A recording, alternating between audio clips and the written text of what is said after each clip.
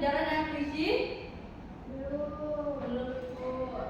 Baik, Ibu menjelaskan dulu ya. Sejarah tingkat puisi adalah berakar pada budaya kuno yang merupakan media arku untuk ekspresi spiritual, pelestarian budaya dan pendidikan. Puisi ini mengadopsi berkembangnya fenomena perubahan medan pengalaman manusia. Nah, ada yang bisa menjelaskan puisi? Atau pengertian puisi? Ya baik, Kak Siva. Puisi adalah salah satu jenis tulisan di mana penyair mengungkapkan gagasan dan emosinya dengan menggunakan kata-kata yang anggun dan berdiri. Format standar penulisan puisi adalah bait, yaitu kumpulan baris puisi dapat dibaca dalam hati atau dengan suara keras. Bagus sekali. Jadi, puisi adalah salah satu jenis tulisan di mana penyair mengungkapkan gagasan dan emosinya dengan menggunakan kata-kata yang anggun dan berdiri. Maksudnya itu seperti format standar penulisannya, diperhatikan puisi itu adalah bait, yaitu kumpulan baris puisi dapat dibaca dalam hati atau dengan suara keras. Nah, kalau di sini ada jenis-jenis puisi, ada tahu? Ya, boleh semua. Puisi narasi, puisi haiku, puisi lirik, puisi soneta. Tepuk tangan untuk teman dengan kita. Nah, jadi jenis-jenis puisi itu ada puisi epik, menceritakan tentang kisah-kisah heroik yang panjang sekali melibatkan dewa, pahlawan, dan peristiwa legendaris. Maksudnya itu tuh puisi itu seperti kita itu di dalam puisi tersebut itu tuh mencantumkan semua yang telah dijelaskan. Seperti melibatkan pahlawan, kita ingin membuat puisi tentang pahlawan. Pasti ada dong, kan kita juga sering membuat puisi-puisi tentang pahlawan. Nah, kalau puisi narasi itu seperti puisi yang melibatkan sebuah cerita, mengungkapkan elemen plot, karakter, dan latar. Nah, puisi narasi ini menjelaskan tentang karakter. Nah, maksud dari puisi karakter itu seperti apa? Menceritakan karakter itu seperti itu. Contohnya seperti apa? Bagus, bagus Sukma. Jadi puisi menceritakan tentang karakter itu tuh seperti kita menceritakan membuat puisi tentang karakter seseorang. Seperti misalnya kita ingin membuat karakter Asifa. Karakter Asifa itu seperti apa? Cantik kah? Atau manis kah? Gitu. Nah, kalau misalnya puisi haiku itu puisi tradisional yang terdiri dari 3 baris dengan struktur suku kata. Nah, maksudnya itu tuh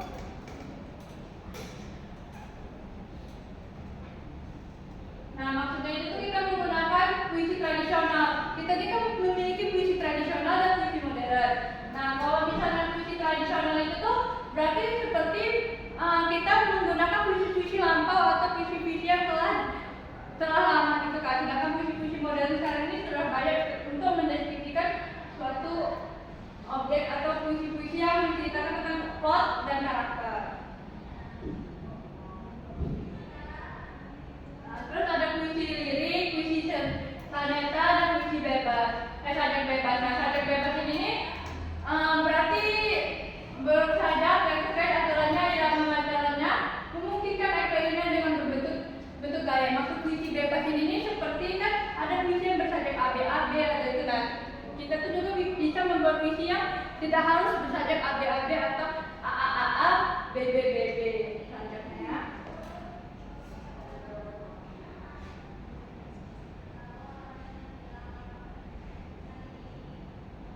Nah, di sini ada yang tahu tentang unsur puisi? Ibu, jadi di unsur puisi itu ada tema. Tema itu seperti gagasan pokok dari puisi, Bu. Ya, baik kali. Ya, unsur puisi selain itu? Atau Sukma tahu unsur puisi? Jadi unsur puisi itu terdapat di dalam. Ah ya, bagus. Tepuk tangan untuk yang sudah menjawab. Jadi, unsur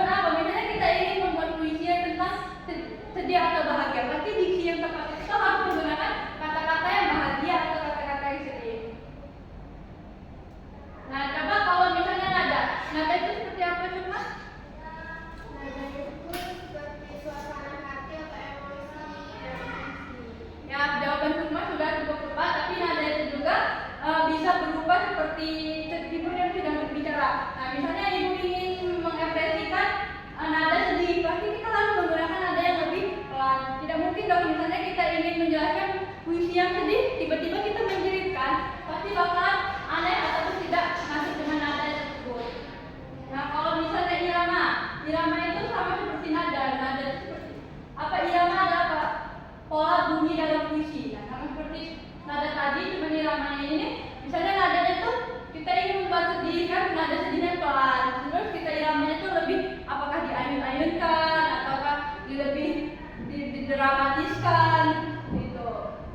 Nah, coba Amel menjelaskan tentang perumpamaan. Baik, perumpamaan itu merupakan penggunaan bahasa yang diikat untuk menciptakan gambaran mental bagi pembaca. Ya, tepat sekali Amel. Bagus, jawaban Amel sudah tepat, yaitu perumpamaan adalah penggunaan bahasa yang hidup untuk menceritakan gambaran mental bagi pembaca. Kalau misalnya tentang sajak adalah pengulangan bunyi akhir dalam kata-kata. Karena sajak tadi kan sudah dijelaskan bahwa sajak itu yang di akhir puisi, seperti sajak ABAB, AA atau BB. Bahkan juga ada sajak bebas.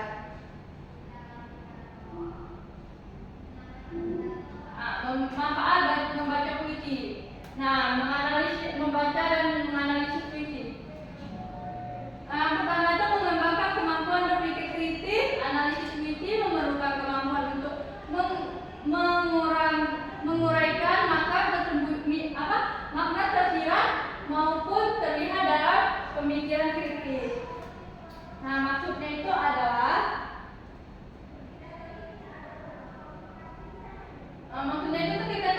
kita dapat tahu loh makna tersurat dan tersirat dari puisi tersebut. Karena setiap puisi itu pasti memiliki makna tersirat dan tersurat. Nah, yang kedua itu meningkatkan dan kemahiran bahasa. Nah, membaca puisi ini dapat meningkatkan tentang kita cara membaca puisi itu bagaimana intonasinya, nada-nada yang kita paham. Jadi ketika kita membaca puisi bakal paham tentang tata bahasa untuk yang diungkapkan dalam puisi tersebut, iramanya, intonasinya ataupun nadanya. Dan yang ketiga itu meningkatkan kreativitas puisi, memiliki kuatan untuk mengunggah daya cipta pembaca. Nah, apabila kita membaca puisi, kalau misalnya kita mengunggah atau mengungkapkan daya cipta pembaca ini, kita tuh berhasil membuat puisi itu menarik menarik untuk dibaca. Misalnya Amel sedang membaca puisi di depan kelas. Nah, Amel ini membaca puisi itu dengan intonasi yang cepat, cara membacanya itu benar, dan terus membuat puisinya itu dengan baik. Maka orang-orang yang membaca atau mendengarnya itu tertarik untuk membaca puisi.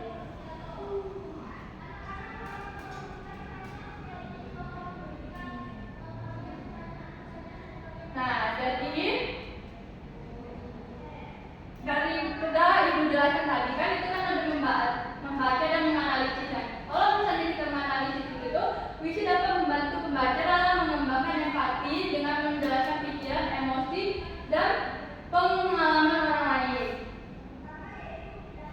Kalau misalnya kita membaca puisi, misalnya kita ingin menyampaikan atau memberi isi pikiran kita kepada orang lain, tapi kita tuh tidak selalu harus dengan cara menceritakan, atau itu kan bisa saja melalui cerpen atau melalui novel gitu kan. Cuman puisi ini kayak lebih singkatnya, kayak inti-inti dari isi pemikiran kita. Dan yang terakhir itu meningkatkan apresiasi terhadap seni puisi yang indah dan yang patut dihargai. Maksudnya ini adalah kita tuh mengapresiasikan suatu karya sastra yaitu puisi dengan cara membacakan atau membuat puisi. Dan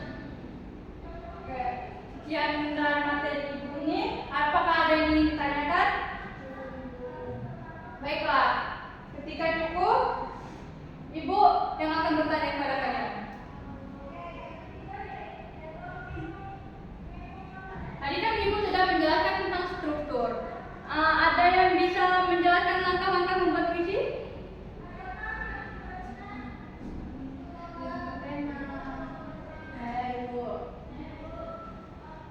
Ibu. Ya. Jadi kalau puisi itu kita bisa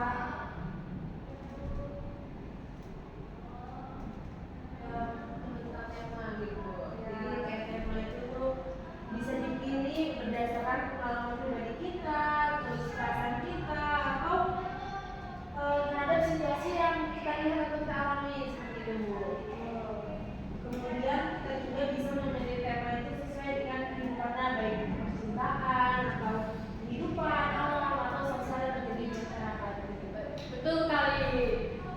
Kalau menurut Acipa kan menentukan tema, nah itu tuh sudah baik karena pertama-tama kita akan berpikir pasti yang pikiran kita pertama itu adalah ide dan tema gitu kan. Baiklah. Oh iya, kemarin kan ibu kan memberi tugas kepada kalian. Nah, ibu ingin melihat tugas kalian, tugas kelompok kalian. Oh ya ini Bu. Ini kelompok 1 dan kelompok 2. Ya, Oh ya, tugasnya ibu berikan kemarin itu, ibu berikan dulu ya. Bu. Oh ini tugasnya ini kelompok apa?